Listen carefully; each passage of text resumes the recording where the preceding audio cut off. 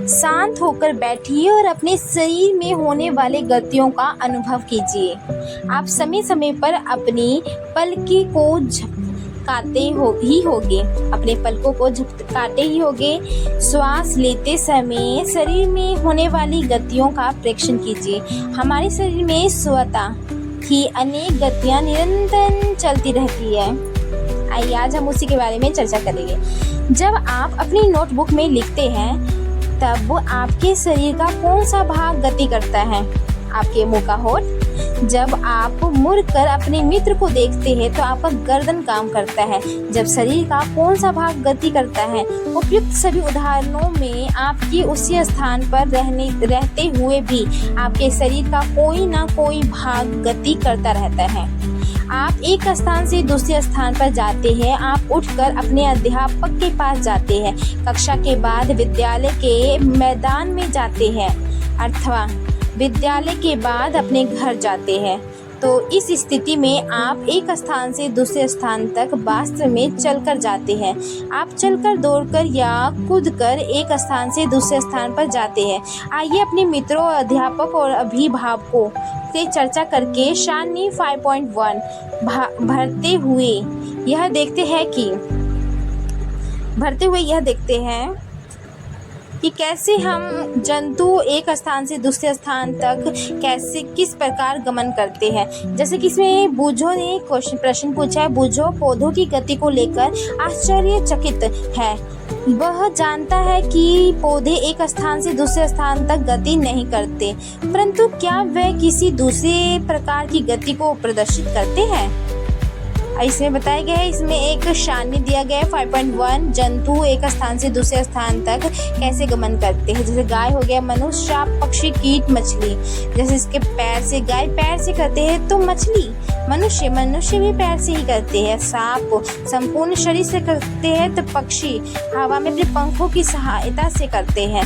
कीड़े मकोड़े कैसे करते हैं? मछली कैसे करते हैं? और ये चलती है, रेंगती है। पक्षी उड़ते हैं, मनुष्य भी चलते हैं और मछली तैरती है।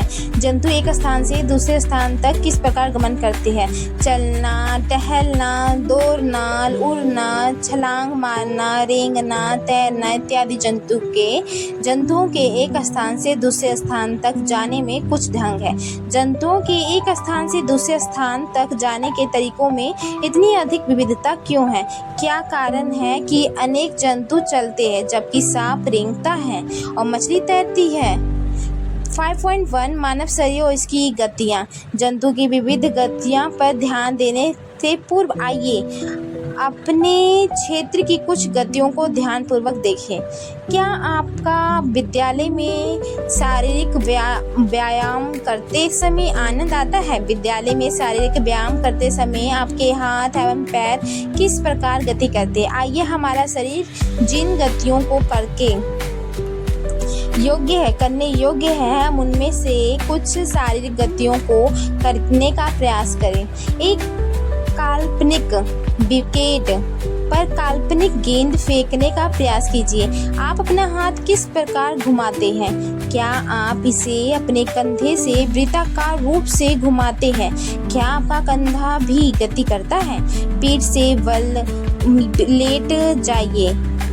के बल लेट जाइए और अपने पैर को कुल्हे के चारों ओर घुमाइए। आपकी भुजा को कोहनी से ऊपर नीचे कीजिए।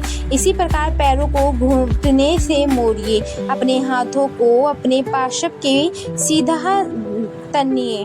भुजा को मोड़ते हुए उंगलियों से कंधे को छुइए। अपने हाथ का कौन सा भाग मोड़ा? हाथ को सीधा तान कर नीचे की ओर झुकने का प्रयास कीजिए। क्या आप ऐसा कर पाते हैं? अपने शरीर के विभिन्न हिस्सों से गति करने का प्रयास कीजिए और प्रेक्षणों को सारणी 5.2 में नोट कीजिए। क्या कारण है कि हम अपने शरीर के कुछ अंगों को स्वतंत्र रूप से किसी भी दिशा में घुमा सकते हैं और कुछ अंगों को हम चाहकर भी घुमा नहीं पाते हैं, जबकि कुछ अंगों को केवल एक ही दिशा में घुमा सकते हैं? हम अपने शरीर के कुछ भागों को घुमाने में असमर्थ क्यों रहते हैं। क्रियाकलाप 1, एक पैमाने को अपने हाथ पर चित्र 5.1 में दर्शाई गई स्थिति में रखिए, जिससे आपकी कोहनी पैमाने के मध्य में रहे। अपने मित्र से पैमाने अथवा हाथ को एक साथ बांधने के लिए कहिए। अब अपनी कोहनी को मोड़ने का प्रयास कीजिए। क्या आप उसे मोड़ पाते हैं? क्या अब आप अपनी भुजा मोड़ पाते हैं? जैसे कि इस चित्र 5.1 में दर्शाया गया है। इसमें किसी भी स्ट्रेट लकड़ या किसी भी चीज़ को अपने हाथ में बांध लेना है, फिर मोड़ने की कोशिश करना है। तो देखना, आप मोड़ नहीं पाइएगा। इसमें शाने दिया गया है, तो जैसे जैसे लिखा गया है उसे भरने के लिए कहा गया है। क्या आपने ध्यान दिया कि हम शरीर के विभिन्न भागों को उसी स्थान से मोड़ या घुमा पाते हैं जहां पर दो हिस्से एक दूसरे से जुड़े हो? उदाहरण के लिए कोहनी, कंधा, गर्दन। क्या आप ऐसे कुछ अन्य भागों के नाम बता सकते हैं? इन स्थानों पर संधि कहते हैं। इन स्थानों को संधि कहते। क्या कहते हैं? संधि। यदि हमारे शरीर में कई संधि नहीं होती तो आपके विचार से क्या हमारे शरीर किसी भी प्रकार की गति करना संभव होता? वास्तव में इन संधियों को कौन सी वस्तु पृष्ठ पर बांधती है? अपनी उंगलियों द्वारा अपने सिर, चेहरे, गर्दन, नाक, कान, कंधे के पीछे, हाथ, पैर, अंगुलियों और पादांगुलियों को दबाइए। क्या आपको ऐसा अनुभव हुआ कि आपकी उंगलियों किसी कठोर वस्तु को दबा रही है? ये कठोर संरचना अस्थियां हैं। अस्थियां अर्थात हड्डी को अस्थियां कहते हैं। अपने शरीर के अन्य भागों में इस प्रक्रिया को दोहराइए। इतनी सारी अस्थियां, जब अस्थियों को नहीं मोड़ा जा सकता तब हम अपनी कोहनी को कैसे मोड़ सकते हैं? हाथ के ऊपर हिस्से से लेकर कलाई तक एक ही लंबी अस्थियां नहीं होती। वास्तव में अनेक अस्थियां कोहनी तक जुड़ी रहती है। इसी प्रकार हमारे शरीर के प्रत्येक हिस्से में अनेक अस्थियां हैं। हम अपने शरीर को कैसे उसी स्थान पर हिला या झुका नहीं सकते जहां ये अस्थियां एक दूसरे से मिलती है। विभिन्न गतिविधियों एवं विभिन्न प्रकार की गतियों के लिए हमारे शरीर में अनेक प्रकार की संधियां होती है। आइए उनमें से कुछ के बारे में जानें। जैसे कंदुक खलिका संधि। कंदुक खलिका संधि क्रियाकलाप 2 में बताया गया है कंदुक और खलिका संधि के बारे में। कागज की एक पट्टी को एक बेलन सिलेंडर के रूप में मोड़िए। रबर और प्लास्टिक की एक पुरानी गेंद में एक छेद करके किसी के निरीक्षण में उसमें मोड़े हुए कागज के बेलन को डालिए। जैसा कि चित्र 5.2 में दर्शाया गया है। आप कागज के बेलन को गेंद पर भी चिपका सकते हैं, जैसे कि ये दर्शाया गया है। कटोरी जैसा है रखे और गेंद है, कागज का बेलन है। ये कंदुक खलिका संधि बनाना है। कंदुक खलिका संधि। कटोरी में रखकर गेंद को एक छोटी कटोरी में रखकर चारों ओर घुमाने का प्रयास कीजिए। क्या गेंद कटोरी में स्वतंत्र रूप से घूमती है? क्या कागज की बेलन में घूमता है? कागज की बेलन में घूमता है। जब कल्पना कीजिए कि कागज का बेलन आपका हाथ है, गेंद इसका एक सिरा है। कटोरी कंधे के उस भाग के समान है। कटोरी कंधे के उस भाग के समान है जिससे आपका हाथ जुड़ा है। मतलब जो हमारा कंधा का भाग है इसे कटोरी का समान मान लिया गया है, जिससे हमारा भाग मतलब हाथ जुड़ा हुआ है। जैसे कि चित्र में दर्शाया गया है, ये कंधे का भाग है, इससे जुड़ा गया है। जिस तरह ये कटोरी से ये हिलता है गोल गोल, उसी प्रकार हमारा हाथ भी कंधे से घूमता है। यही बताया गया है इसमें कि कटोरी कंधे के उस भाग के समान है जिससे आपका हाथ जुड़ा है। एक अस्थि का गेंद वाला गोल हिस्सा दूसरी अस्थि की कटोरी रूपी कोशिका में धंसा हुआ है। इस प्रकार की संधि सभी दिशाओं में गति प्रदान करती है। क्या आप इन गतियों में उपरोक्त प्रकार की संधि का, जैसे कि ये दर्शाया गया है, कंदुक की खलिकी संधि, इसे कहते हैं कंदुक खालिका संधि कहते इसे। अब श्रेणी अस्थियां हैं, ये जांघ की अस्थि है, कंदुक खालिका संधि।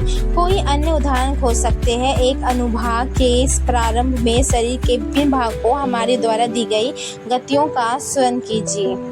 गर्दन और सिर को जोड़ने वाली संधि धुरांग्र संधि है। चित्र 5.4 इसके द्वारा सिर को आगे पीछे या दाएं या बाएं घुमा सकते हैं। इन गतियों को करने का प्रयास कीजिए। यदि गति हमारे हाथ की उस गति से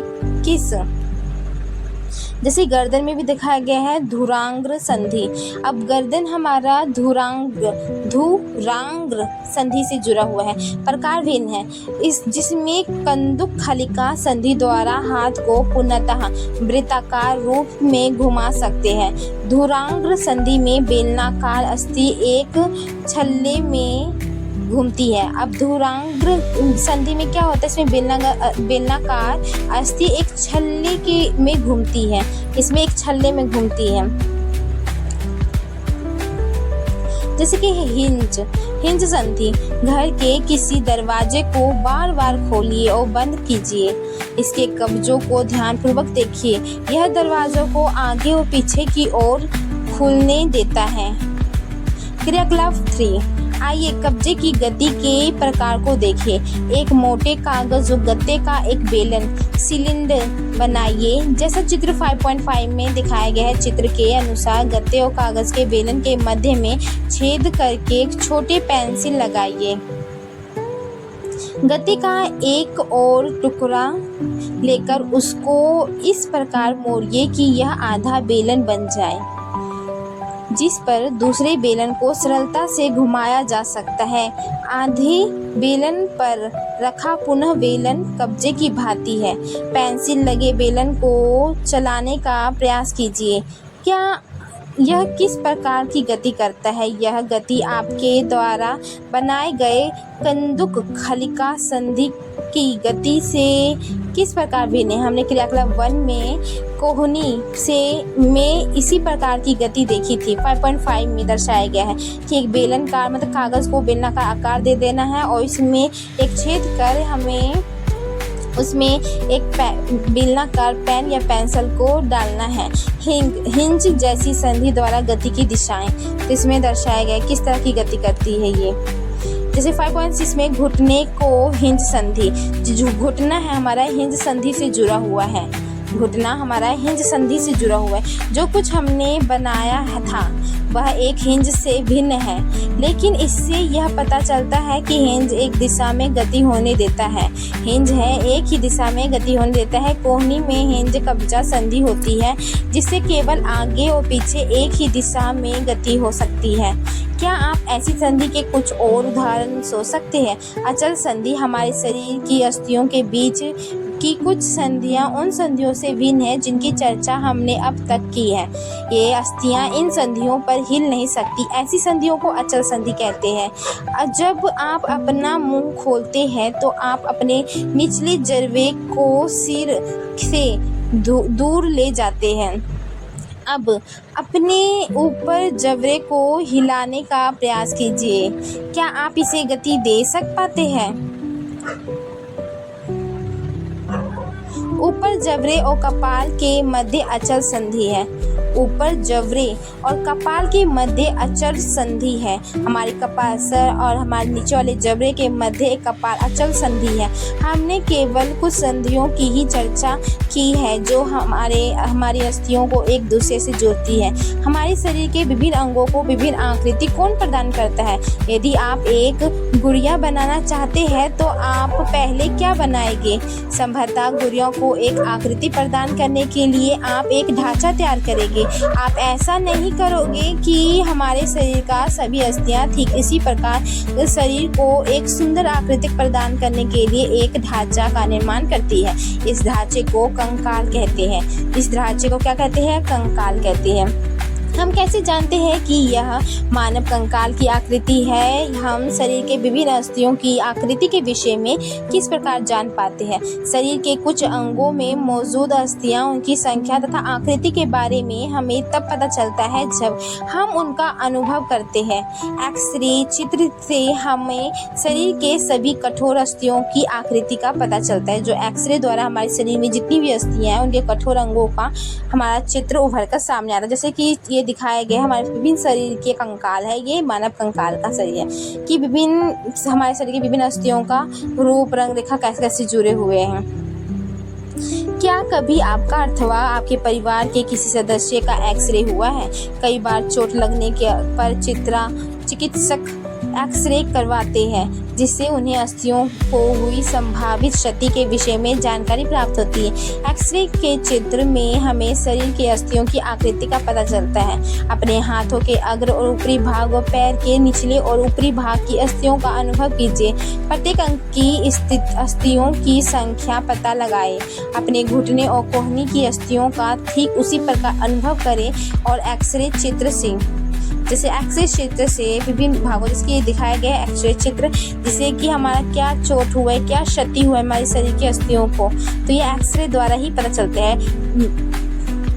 टखने या घुटने की संधियों के एक्सरे चित्र तुलना कर प्रत्येक भाग में अस्थियों की संख्या ज्ञात कीजिए। अपनी उंगलियों को मोड़िए। क्या आप उन्हें प्रत्येक संधि स्थल पर मोड़ सकते हैं? आपकी मध्यमा में कितनी अस्थियां हैं? अपनी हथेली के पिछले भाग को स्पर्श करके अनुभव कीजिए। क्या इसमें अनेक अस्थियां हैं? चित्र 5.9। क्या आपकी कलाई लचीली है? यह अनेक छोटी छोटी अस्थियों से बनी है, जिन्हें कार्पेज कहते हैं। इसमें मात्र एक अस्थि होती है तो क्या होता है? एक मात्र अस्थि होती तो क्या होता? हाथ की अस्थियां किस प्रकार जुड़ी होती है ये भी देख लीजिए। क्रियाकलाप 4 में बताया गया है। गहरी सांस भरकर इसे कुछ समय तक रोके रहिए। अपने वक्ष और पीठ को हल्के से दबाकर अपनी अस्थियों को अनुभव कीजिए। जितनी पसलियां और वक्ष की अस्थियां को आप गिन सकते हैं गिन लीजिए। चित्र 5.10 को ध्यान से देखिए।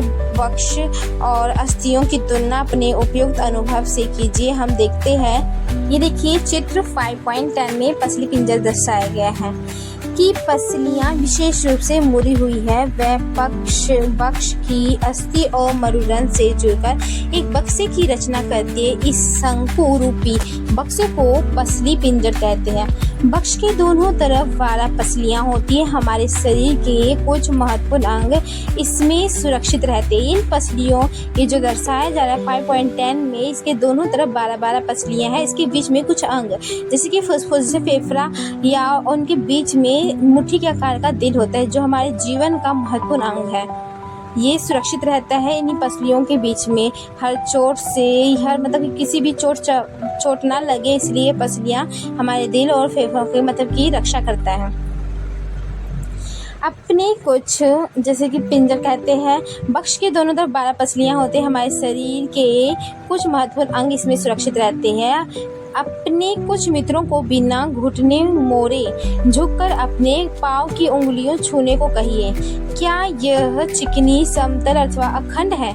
अपनी अंगुलियों को अपने मित्र के गर्दन से प्रारंभ कर उसकी पीठ के पर नीचे की ओर लाइए। आपके द्वारा अनुभव की गई संरचना मरुदंड है। यह अनेक छोटी छोटी अस्थियों से बना है, जिसे कशेरुका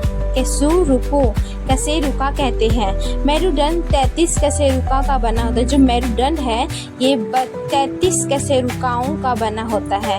चित्र 5.11, जैसे कि ये दिखाया गया है, ये कशेरुकी है। इसमें 33 कशेरुकों से बना है। चाहे तो आप सब गिन भी सकते हैं। इसमें 1 2 3 4 5 6 करके पूरा 33 तक है। पसली पिंजर भी बक्ष क्षेत्र की इस अस्थियों से जुड़ा है। यदि मरुदंड केवल एक ही अस्थि का बना होता तो क्या आपका मित्र इस प्रकार नीचे झुक सकता था? कभी नहीं। यदि एक ही मेरुदंड, यदि यदि मेरुदंड केवल एक ही अस्थि का बना होता तो क्या आपका मित्र इस प्रकार नीचे झुक सकता? कभी नहीं। यदि एक ही मेरुदंड का बना होता तो कभी भी नीचे नहीं झुक पाते। ये इतने सारे 33 मेरुदंड के बने जिसकी वजह से अपने मतलब कि झुक सकते हैं। अपने मित्र को खड़े होकर हाथों से किसी दीवार को धक्का लगाने के लिए कहिए। उससे कहिए कि चित्र 5.11 मेरुदंड, वह अपने हाथों से दीवार पर धक्का लगाने का प्रयास करें। क्या आपको उसके कंधे के समीप 2 उभरे हुए अस्थियां दिखाई देती है? हाँ, अब हम कोशिश करना अपने घर में किसी भी दीवार या किसी भी चीज को धक्का देने की। इससे ना आपके पीछे ना 2 कहानियों सी दिखाई देगी।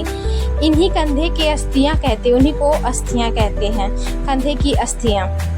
चित्र 5.11 को ध्यानपूर्वक देखिए। यह संरचना श्रेणी अस्थियां है।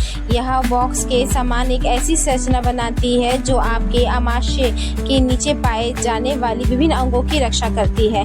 ये होती है हमारे आमाशय के निचले भाग में पाए जाते हैं, जो हमारे आमाशय और विभिन्न अंगों की रक्षा करती है। यह कुल्हे वाला हिस्सा होता है। जो अस्थियां होती है ना, हमारे शरीर के बहुत से आर्गन, बहुत से अंग की रक्षा करती है, विभिन्न चोट से हमारे अंगों की रक्षा करती है, जिसके सहारे आप बैठते हैं। ये जो दिखाया गया है 5.11 में श्रेणी अस्थियां, इससे हम बैठ सकते हैं। ये समय आपकी खोपड़ी अनेक अस्थियों के एक दूसरे से जुड़ने से बनती है।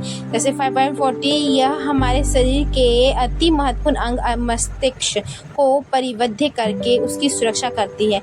हमने अपने कंकाल की, जैसे ये मानव खोपड़ी दर्शाया गया है, बहुत सी अस्थियां तथा संधियों के बारे में चर्चा की। कंकाल के कुछ अतिरिक्त अंग भी है जो हड्डियों जितने कठोर नहीं होते उन्हें मोड़ा जा सकता है। जो जितने कठोर नहीं होते उन्हें उतना ही मोड़ा जा सकता है। इन्हें उपास्थिक कहते हैं। क्या कहते हैं? उपास्थिक। अपने कान को स्पर्श कीजिए।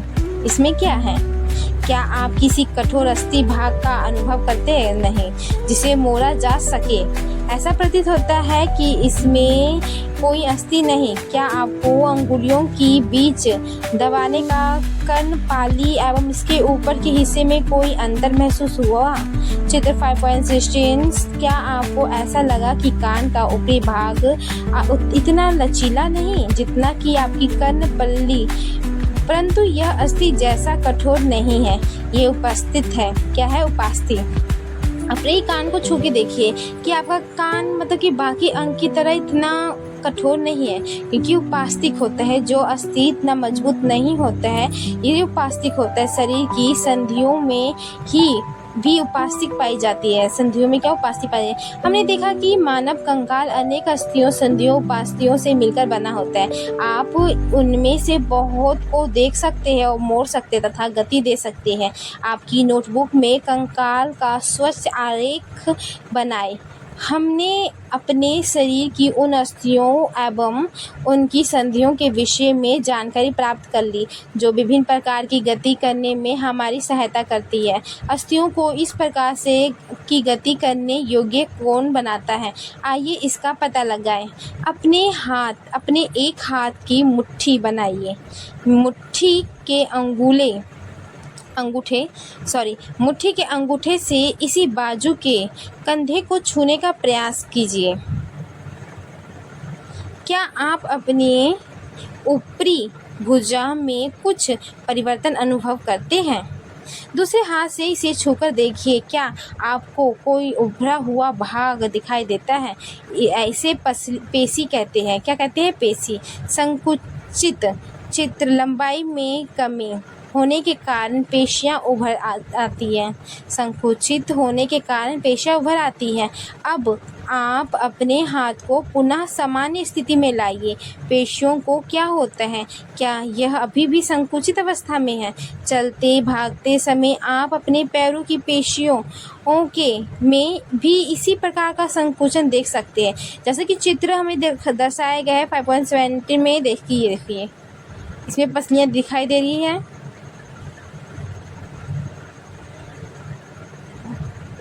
संकुचन की अवस्था में पेशी छोटी, कठोर एवं मोटी हो जाती है। यह अस्थि को खींचती है। किसी अस्थि को गति प्रदान करने के लिए दो पेशियों को संयुक्त रूप से कार्य करना होता है। जब दो पेशियों में से कोई एक संकुचित है तो अस्थि उस दिशा में खिंच जाती है। युगल की दूसरी पेशी शिथिल लंबाई में बढ़कर पतली हो जाती है अवस्था में आ जाती है। अस्थि को विपरीत दिशा में गति करने के लिए अब शिथिल पेशी संकुर कर अस्थि को अपनी पूर्व स्थिति में खींचती है, जबकि पहली पेशी अब शिथिल हो जाती है। पेशी केवल खींच जाती है, अब धक्का नहीं दे सकती। अतः एक अस्थि को गति देने के लिए दो पेशियों को संयुक्त रूप से कार्य करना होता है। जैसे चित्र पॉइंट 70 में दर्शाया गया है। क्या गति के लिए हमेशा अस्थियों और पेशियों की आवश्यकता होती है? दूसरे जंतु किस प्रकार चलते हैं? क्या सभी जंतुओं में अस्थियां पाई जाती हैं? केंचुए तथा घोंघे में क्या होता है? आइए कुछ जंतुओं की गतियों का अध्ययन करते हैं। जंतुओं की चाल 5.2 में दिखाया गया है जंतुओं की चाल कैसी होती है। जैसे कि केंचुआ। क्रियाकलाप 5 में बगीचे में चलते हुए एक केंचुआ का निरीक्षण कीजिए। इसे पकड़कर एक स्याही चौक या फिल्टर पेपर पर रखिए। इसकी गति का परीक्षण कीजिए। चित्र 5.8। इसके पश्चात केंचुओं को एक कांच की पट्टी या टुकड़े टाइल या किसी चिकनी सतह पर रखिए। इसकी गति का परीक्षण कीजिए। क्या यह गति पेपर पर केंचुआ की गति से भिन्न है? ऊपर दी दो सतहों में किन दो पर केंचुआ आसानी से चल सकता है? केंचुआ की गति। केंचुआ का शरीर एक सिरे से दूसरे से सटाकर रखे गए अनेक छल्लों से बना प्रतीत होता है। एक सिरे से दूसरे सिरे पर सटाकर रखे गए छल्लों सा प्रतीत होता है। केंचुआ के शरीर में अस्थियां नहीं होती है। केंचुआ के शरीर में अस्थियां नहीं होती है, परंतु इसमें पेशियां होती है जो इसके शरीर के घटने और बढ़ने में सहायता करती है। चलने के दौरान केंचुआ अपने शरीर के पश्च भाग को भूमि से क्या लिखा है? शरीर के पश्चिम भाग को भूमि से जकड़े रहता है तथा अग्र भाग को फैलाता है। इसके बाद वह अग्र भाग से भूमि को पकड़ता है तथा पश्चिम भाग को स्वतंत्र कर देता है। इसके पश्चात यह शरीर को संकुचित करता है तथा पश्चिम भाग को आगे की ओर खींचता है। इससे वह कुछ दूरी तक आगे बढ़ता है और केंचुआ इस प्रक्रिया को बार बार दोहराते हुए मिट्टी पर आगे बढ़ता है। इससे शरीर में चिकने पदार्थ होते हैं जो इसे चलने में सहायता करते हैं। यह अपने शरीर के हिस्से को जमीन से किस प्रकार टिकाता है? इसके शरीर में छोटे छोटे अनेक शुक बाल जैसी आकृति होती है केंचुआ की। ये शुक पेशियों में जुड़े होते हैं। ये शुक मिट्टी में उसकी पकड़ को मजबूत बनाते। केंचुआ वास्तव में अपने रास्ते में आने वाली मिट्टी को खाता है। उनका शरीर अनपचे पदार्थ को बाहर निकाल देता है। केंचुआ द्वारा किया गया यह कार्य मिट्टी को उपजाऊ बना देता है, जिससे पौधों को फायदा होता है। घोंघा। क्रियाकलाप 6। किसी बगीचे में एक घोंघा को अवलोकन कीजिए। क्या आपने इसकी पीठ पर गोल संरचना देखी होगी? जैसे 5.90 में दर्शाया गया है। इसे कवच कहते हैं। क्या कहते हैं? कवच। यह घोंघा का बाह्य कंकाल है, परंतु यह अस्थियां का बना नहीं होता। वह कवच एकक होता है और यह घोंघा के चलने में कोई सहायता नहीं करता। यह घोंघे के साथ खींचता जाता है। घोंघा को कांच की पट्टिका पर रखकर इसका परीक्षण कीजिए। जब यह चलना प्रारंभ करे तो सावधानी से कांच की पट्टियों को अपने हाथों से अपने सिर से ऊंचा उठाकर कांच के नीचे की ओर से उसके चलने के ढंग का परीक्षण कीजिए। घोंघा किस तरह चलता है? कवच का छेद खुलने पर अपने उससे एक मोटी मांसल संरचना एवं सिर बाहर आते देखा है। मोटी संरचना इसका पाद पैर है। मोटी संरचना इसका पाद या पैर है जो दृढ़ पेशियों का बना होता है। सावधानीपूर्वक कांच की प्लेट को एक और थोड़ा सा झुकाइए। पाद पैर की लहरदार गति दिखाई गई है। क्या घोंघा की गति केंचुआ की गति से तीव्र है या धीमी? अब है तिलचट्टा। क्रियाकलाप 7, किसी कॉकरोच या तिलचट्टे का परीक्षण कीजिए। तिलचट्टा जमीन पर चलता है, दीवार पर चढ़ता है, वायु में उड़ता है भी है। इसमें 3 जोड़ी पैर होते हैं जो चलने में सहायता करते हैं। इसका शरीर कठोर बाह्यकंकाल द्वारा ढका होता है। यह बाह्यकंकाल विभिन्न एककों की परस्पर संधियों द्वारा बना होता है, जिसके कारण गति संभव हो पाती है। ये तिलचट्टे का दिया गया है चित्र। बक्ष से 2 जोड़े पंख भी जुड़े होते हैं। अगले पैर संकरे और पिछले पैर चौड़े व बहुत पतले होते हैं। तिलचट्टे में विशिष्ट पेशियां होती है। पैर की पेशियां उन्हें चलने में सहायता करती है। बक्ष की पेशियां तिलचट्टे के उड़ने में सहायता और पैरों को गति देती है। अब पक्षी। क्रियाकलाप 8 में पक्षियों के बारे में बताया गया है। पक्षी हवा में उड़ते हैं तथा भूमि पे चलते हैं। बत्तख, हंस जैसे कुछ पक्षी जल में तैरते भी हैं। पक्षी इसलिए उड़ पाते हैं क्योंकि उनका शरीर उड़ने के लिए अनुकूल होता है। उनकी अस्थियों में वायु प्रकोष्ठ होते हैं, जिसके कारण उनकी अस्थियां हल्की परंतु मजबूत होती है। पश्चेपाद पैरों की अस्थियां चलने और बैठने के लिए अनुकूल होती है। अग्रपाद की अस्थियां रूपांतरित होकर पक्षी के पंख बनाती है। कंधे की अस्थियां मजबूत होती है। वक्ष की अस्थियां उड़ने वाली पेशियों को जकड़े रखने के लिए विशेष रूप से रूपांतरित होती है। पंखों को ऊपर नीचे करने में सहायता करती है। जैसे कि चित्र इसमें 5.21 में पक्षी का कंकाल दर्शाया गया है, किस तरह उनके पूरी संरचना कंकाल है। अब मछली। क्रियाकलाप 9 में मछली के बारे में बताया गया है। मछली के बारे में कागज़ की एक नाव बनाकर उसे पानी पर इस प्रकार रखिए कि उसका नुकीला भाग आगे की ओर हो रहे और धीरे धीरे धक्का दीजिए। तो 5.22a 22 में क्या यह जल पर आगे की ओर तेजी से जाती है? जैसे लिया गया है ए और बी में बताए गए हैं। अब नाव को दोनों सिरों से पकड़कर इस प्रकार धक्का दीजिए कि वह चौड़ी ओर से जल में जाए। चित्र 5.22v। क्या इस प्रकार नाव जल में सरलता से चल सकती है? क्या आपने ध्यान दिया कि नाव की आकृति काफ़ी सीमा तक मछली जैसी है?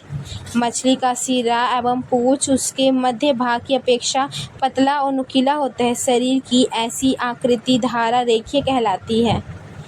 चित्र 5.23 मछली में दर्शाया गया है। पूरा नाव की तरह उसकी आकृति होती है। इसकी विशेष आकृति के कारण जल इधर उधर बहकर निकल जाता है और मछली जल में सरलता से तैर सकती है। मछली का कंकाल दृढ़ पेशियों का ढका रहता है। तैरने की प्रक्रिया में शरीर का अग्रभाग एक ओर मुड़ जाता है तथा पूंछ विपरीत दिशा में जाती है। मछली चित्र 5.24 में के अनुसार शरीर को मोड़ती है तो तीव्रता से उसकी पूंछ दूसरी दिशा में मुड़ जाती है।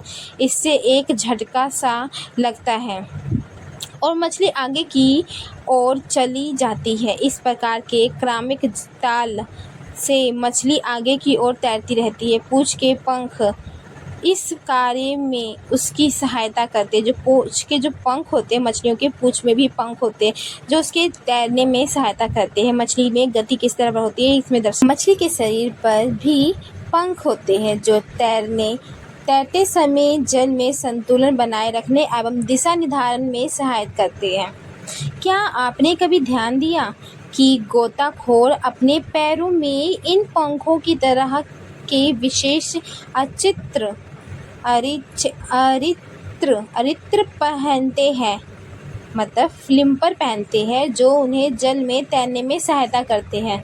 सर्प कैसे चलते हैं? क्या आपने सांप को फिसलते हुए आगे बढ़ते देखा है? क्या यह सीधा चलता है? सर्प का मेरुदंड लंबा होता है। सर्प का मेरुदंड लंबा होता है। शरीर की पेशियां क्षीण व असंख्य होती है। वे परस्पर जुड़ी होती है, चाहे वे दूर ही क्यों न हो। पेशियां मेरुदंड, पसलियां एवं त्वचा को भी एक दूसरे से जोड़ती है। सर्प का शरीर अनेक बल्ले से मुड़ा होता है। इसी प्रकार सर्प का प्रत्येक बल्ले उसे आगे की ओर धकेलता है। इसका शरीर अनेक बल्ले बनाता है और प्रत्येक बल्ले आगे को धक्का देता है। इस कारण सर्प बहुत तेज गति से आगे की ओर चलता है, परंतु सरल रेखा में नहीं चलता है। जैसे चित्र 5.25 में सर्प की गति को दर्शाया गया है। हमने विभिन्न जंतुओं को गति प्रदान करने वाली अस्थियों पेशियों के विषय में जानकारी प्राप्त की। पहेली और बूझों के पिटारे में विभिन्न जंतुओं की गतियों से संबंधित अनेक प्रश्न है। इसी प्रकार आपके मस्तिष्क में भी अनेक प्रश्न उभर रहे होंगे। प्रसिद्ध ग्रीक दार्शनिक अरस्तु ने अपनी पुस्तक गेट ऑफ एनिमल्स, ये भी क्वेश्चन आगे जाके परीक्षाओं में महत्वपूर्ण हो गए कि अरस्तु की पुस्तक गेट ऑफ एनिमल्स किसकी रचना है? तो अरस्तु की है। ने स्वयं अपने आप में से ऐसे अनेक प्रश्न पूछे थे। विभिन्न जंतुओं के शरीर में विभिन्न भाग क्यों होते हैं? यह विशेष अंग उन जंतुओं की विशेष गति में किस प्रकार सहायता है? विभिन्न जंतुओं के शरीर अंगों में क्या समानता एवं विभिन्नताएं हैं? विभिन्न जंतुओं को चलने के लिए कितने अंगों की आवश्यकता होती है? मनुष्य के 2 पैर तथा गाय और भैंस के 4 पैर क्यों होते हैं? बहुत से जंतु समपादी होते हैं, क्यों? हमारे पैरों के मुड़ने का ढंग हमारे हाथों की तुलना में अलग क्यों होता है? इतने अधिक प्रश्न संभवतः अपने क्रियाकलापों द्वारा हमने कुछ प्रश्नों के उत्तर प्राप्त करने का प्रयास किया है। हमें कुछ और प्रश्नों के उत्तर खोजने होंगे, जैसे कि बेहतर जीवन के लिए योग्य प्राचीन भारतीय परंपरा का एक अमूल्य उपहार है। संयुक्त राष्ट्र संघ 21 जून को अंतर्राष्ट्रीय योग्य दिवस के रूप में घोषित किया गया। योग्य व्यक्ति को स्वस्थ रहना है। यह मेरुदंड को सीधा रखने में मदद करता है, जिससे आप सीधे बैठते हैं, झुक कर नहीं। योग की कई मुद्राएं ऐसी हैं जिसमें आप स्वयं का वजन उठाते हैं, जिससे अस्थियां मजबूत होती है और ऑस्टियोपोरोसिस से बचाती है। यह जोड़ों से दर्द को कम करती है और अधिकतम बुजुर्ग लोगों में देखा जाता है कि इससे शरीर की सभी मांसपेशियां सक्रिय रहती है। इससे हृदय भी स्वस्थ रहता है, जिससे वह अधिक दक्षता से कार्य करता है। कुछ योग्य आसन ऐसे होते हैं जिसे एक प्रशिक्षित व्यक्ति भी देखरेख में ही किया जाता है।